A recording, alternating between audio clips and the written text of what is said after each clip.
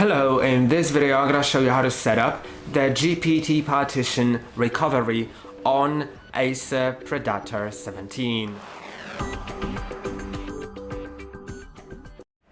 And to do it, you need to be in the BIOS, which is entered with the F2 key, and if you don't understand how you can watch a video on a channel on it. Once that's done, go to the main tab and then you'll find GPT partition recovery.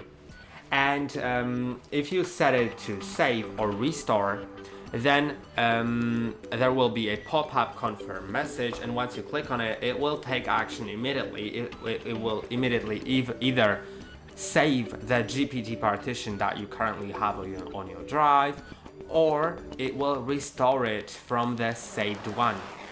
Once it's saved, if you save it, then you can also, if you want, go down to the currently grayed out option, because I don't have my GPT partition saved, but once you do it, then you'll be able to clear the GPT partition if you don't want to store the GPT partition information anymore.